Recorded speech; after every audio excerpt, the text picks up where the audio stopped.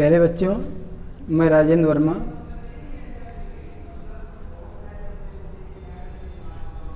कक्षा 12 अर्थशास्त्र को टॉपिक हमारा बेस्ड अर्थशास्त्र माइक्रो इकोनॉमिक्स। बेस्ड अर्थशास्त्र क्या है? माइक्रो जैसा हम शब्द समझते हैं कि माइक्रो का अर्थ होता है सूक्ष्म। तो बेस्ड अर्थशास्त्र का जो अध्ययन है वो सूक्ष्म अध्ययन है, सूक्ष्म अध्ययन। तो बेस्ड अर्थशास्त्र का क्या अर्थ है, इसके बारे में आप लोगों को पढ़ाएंगे। तो देखिए, बेस्ड अर्थशास्त्र का अर्थ तो लिखिए यहाँ पर, बेस्ड अर्थ शास्त्र का अर्थ, meaning of the micro economics. तो देखिए, माइक्रो शब्द ग्रीक भाषा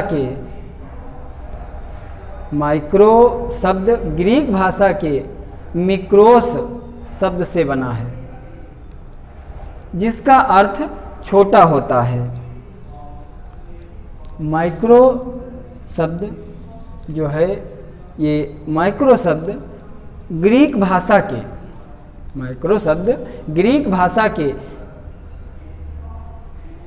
मिक्रोस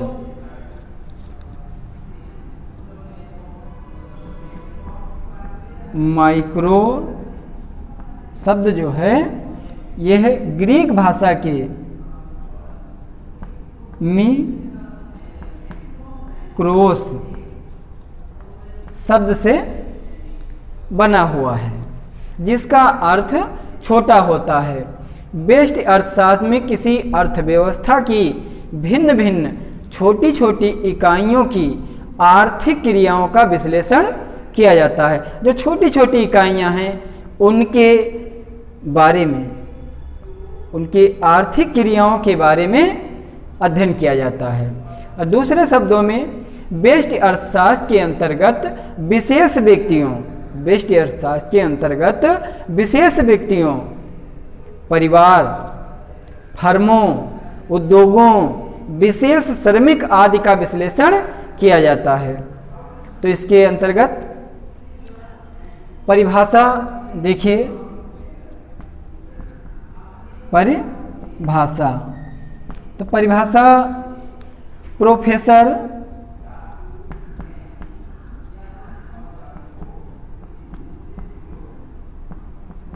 बोल्डिंग के अनुसार,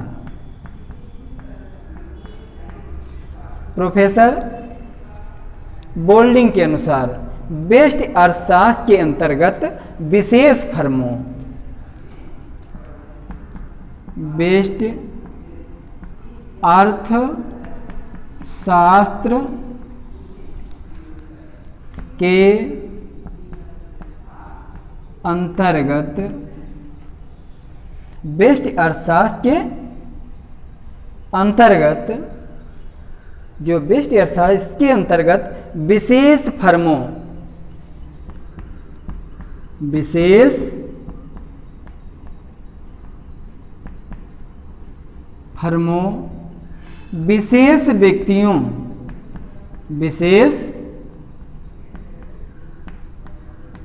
व्यक्तियों, कमा लगा लीजिए, विशेष व्यक्तियों,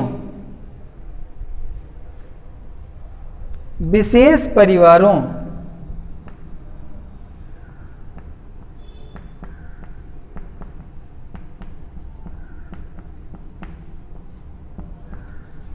और विशेष श्रमिकों, यानी विशेष परिवारों,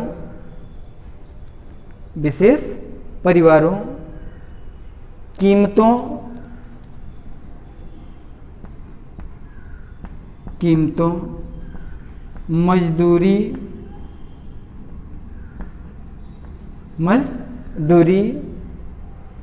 आदि का अध्ययन किया जाता है, आदि का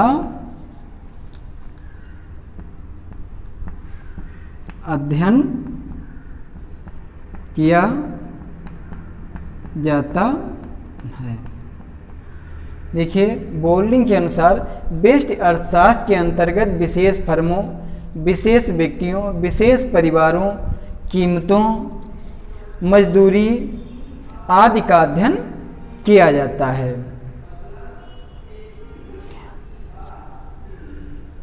तो इसके घटक देखिए, व्यष्टि अर्थशास्त्र के कौन कौन से घटक हैं। व्यष्टि अर्थशास्त्र के घटक, तो व्यष्टि अर्थशास्त्र के घटक, तो व्यष्टि जो अर्थशास्त्र है इसके घटक जो है 3 घटक हैं। इसके मुख्य रूप से 3 घटक हैं। नंबर 1 कीमत सिद्धांत, नंबर 1 कीमत सिद्धांत। अब एक कीमत सिद्धांत क्या होता है? कीमत सिद्धांत व्यष्टि अर्थशास्त्र का सबसे महत्वपूर्ण घटक है। इसके अंतर्गत वस्तुओं के कीमत के बारे में अध्ययन किया जाता है।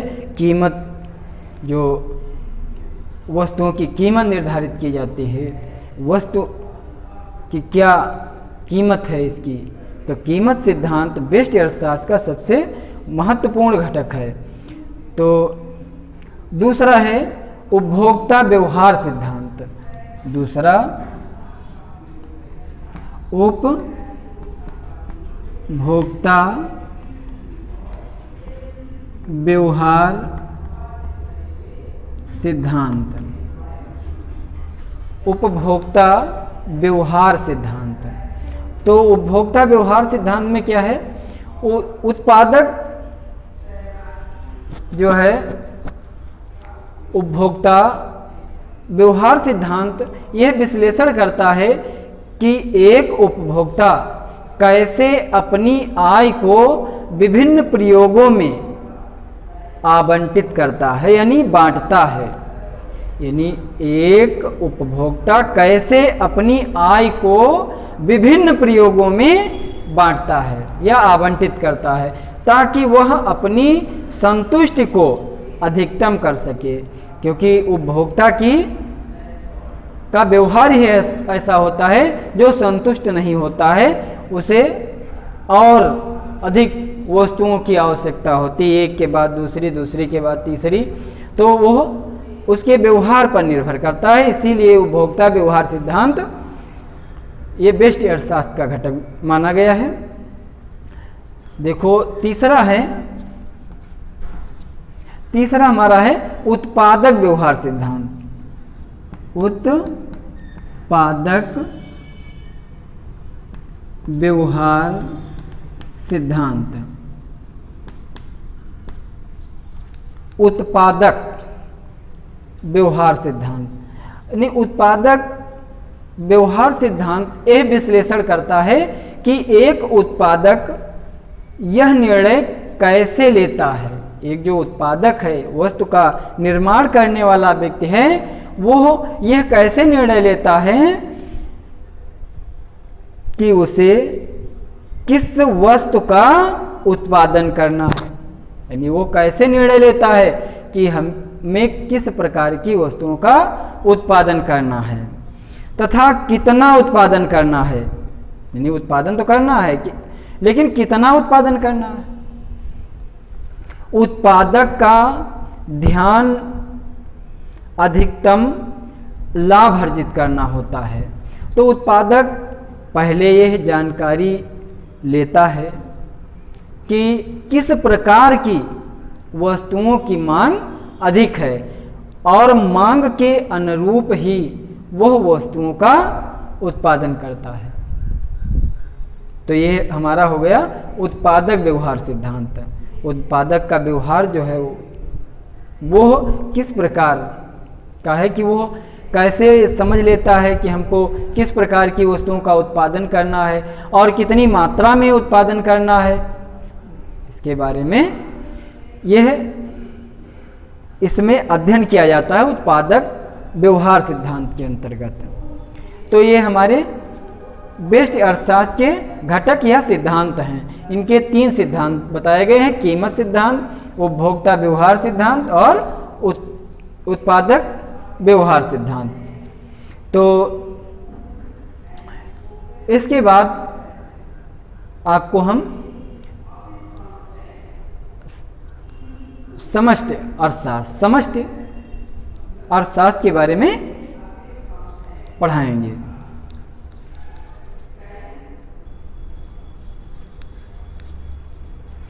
देखिए, समष्टि अर्थशास्त्र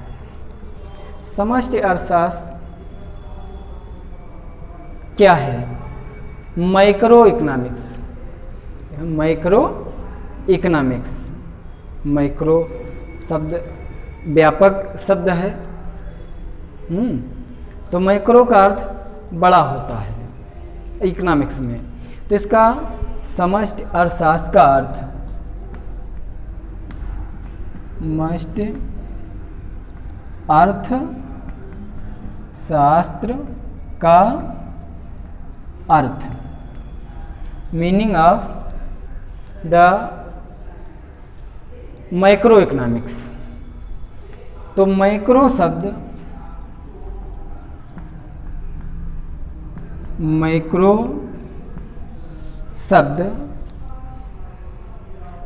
शब्द ग्रीक भाषा के माइक्रोस से बना है। किसे? माइक्रोस से बना है। माइक्रो शब्द ग्रीक भाषा के माइक्रोस से बना है। तो समष्टि अर्थशास्त्र के जो जनक हैं वो जॉन कीन्स हैं। समष्टि अर्थशास्त्र के पिता कहा जाता है। समष्टि अर्थशास्त्र के पिता जॉन कीन्स को कहा जाता है। व्यष्टि अर्थशास्त्र के पिता एडम स्मिथ को कहा जाता है कि एडम स्मिथ व्यष्टि अर्थशास्त्र के पिता हैं। तो देखिए, तो माइक्रो इकोनॉमिक्स के जो पिता हैं वो जॉन कीन्स हैं। तो देखिए, इसके मीनिंग के बारे में हम पढ़ते हैं कि इसका अर्थ क्या है। माइक्रो शब्द ग्रीक भाषा के माइक्रोस से बना है, जिसका अर्थ है बड़ा। समष्टि अर्थशास्त्र में संपूर्ण अर्थशास्त्र से संबंधित समूहों जैसे राष्ट्रीय आय, राष्ट्रीय बचत, राष्ट्रीय विनियोग, कुल रोजगार, कुल उत्पादन व सामान्य कीमत स्तर आदि का अध्ययन किया जाता है। यानी समष्टि अर्थशास्त्र के अंतर्गत व्यापक रूप से अध्ययन किया जाता है। तो इसकी परिभाषा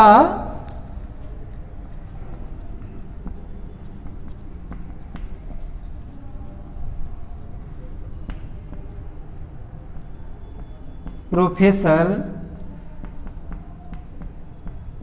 बोल्डिंग के अनुसार,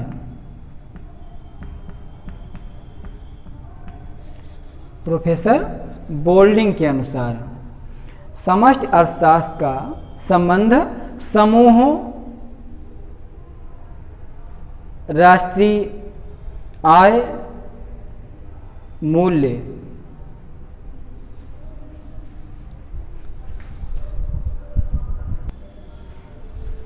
देखिए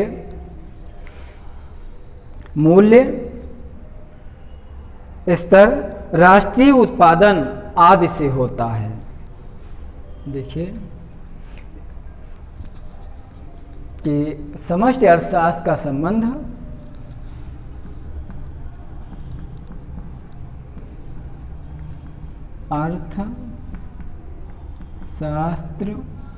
समष्टि अर्थशास्त्र का संबंध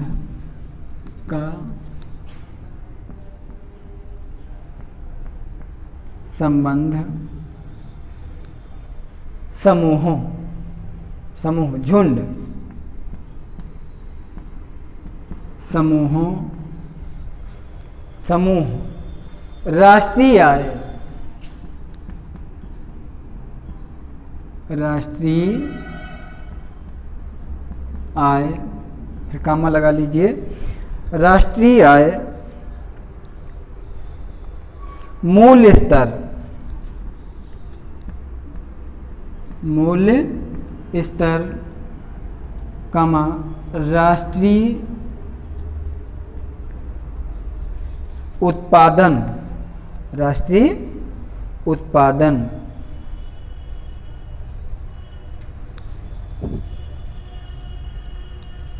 राष्ट्रीय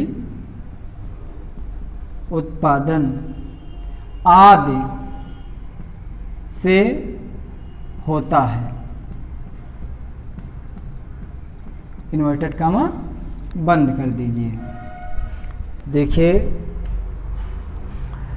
बोल्डिंग के अनुसार समष्टि अर्थशास्त्र का संबंध समूहों, राष्ट्रीय आय, मूल्य स्तर, राष्ट्रीय उत्पादन आदि से होता है।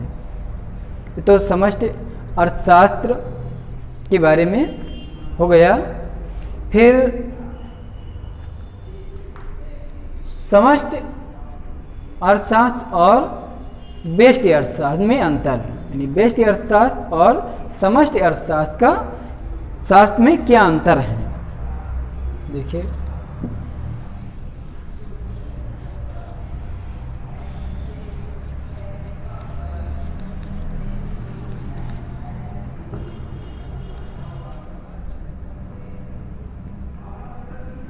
व्यष्टि अर्थशास्त्र तथा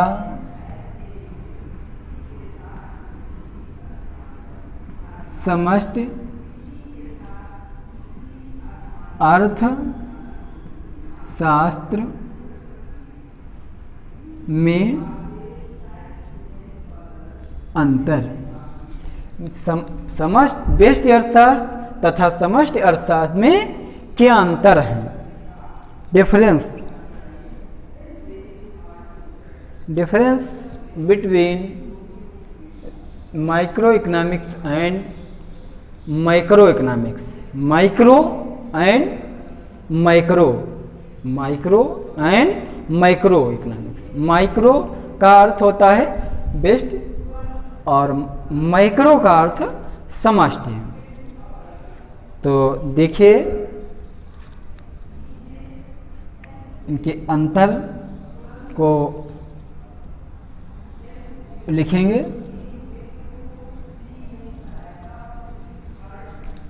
ये हो गया पहला अंतर का आधार, अंतर का आधार।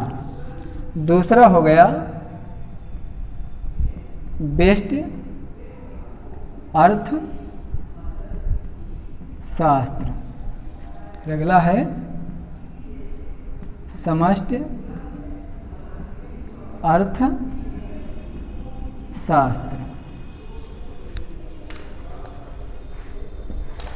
देखिए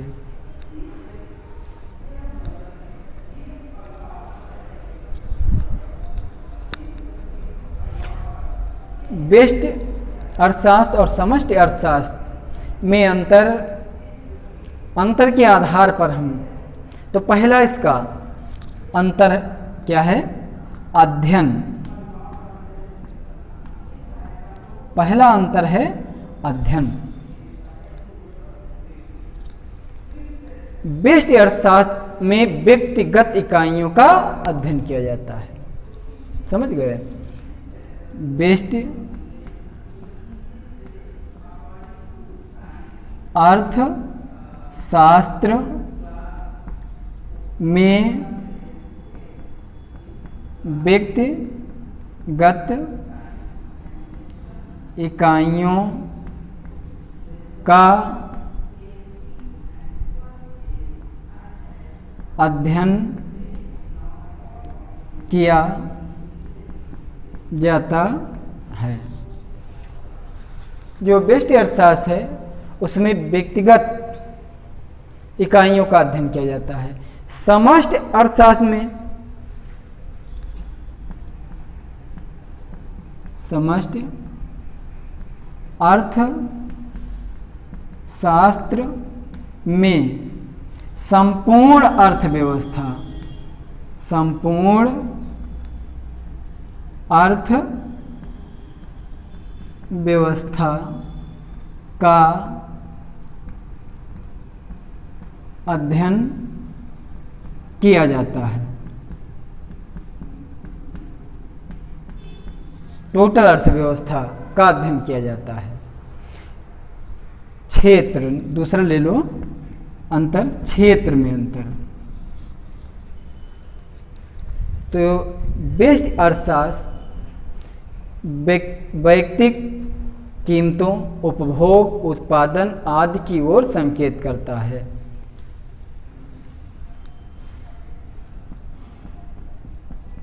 बेस्ड अर्थशास्त्र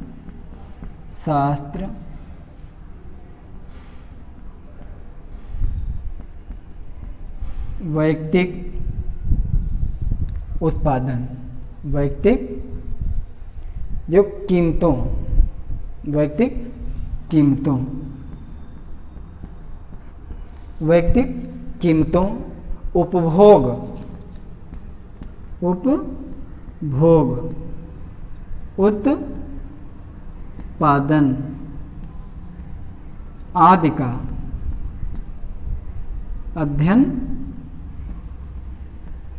करता है।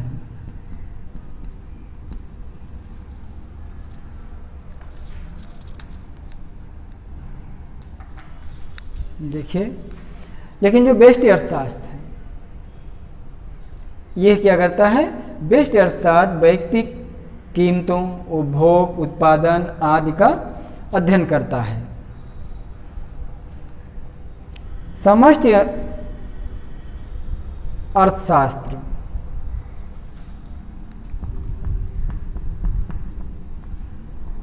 समष्टि अर्थशास्त्र यहां पर वैयक्तिक है, व्यक्तिगत है। यहां पर क्या है? कुल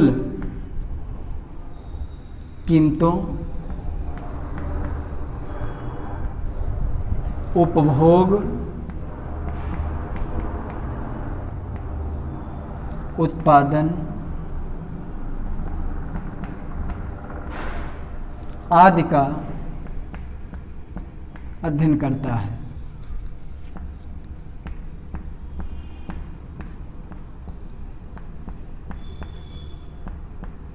यानी समष्टि अर्थशास्त्र कुल कीमतों, कुल उपभोग, कुल उत्पादन आदि का अध्ययन करता है। महत्व तीसरा हमारा है महत्व, इंपॉर्टेंस। तो जो बेस्ड अर्थशास्त्र है इसका महत्व कम है।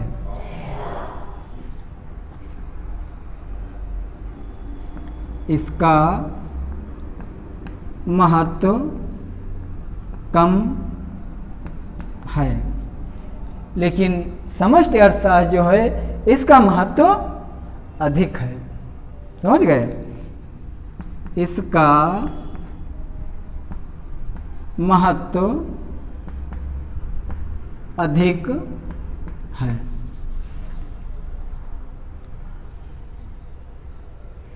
और चौथा प्रकृति, यानी प्रकृति कैसी है इनकी। तो इसका अध्ययन क्या है? इसका विश्लेषण सरल है। हा? तो प्रकृति में अंतर है। बेस्ड अर्थशास्त्र का विश्लेषण सरल है। यह विश्लेषण सरल है और इसका विश्लेषण क्या है? यह विश्लेषण जटिल है। यह विश्लेषण जटिल है। जटिल का मतलब कठिन है। तो इस प्रकार ये लेसन हमारा पहला समाप्त होता है। Thank you.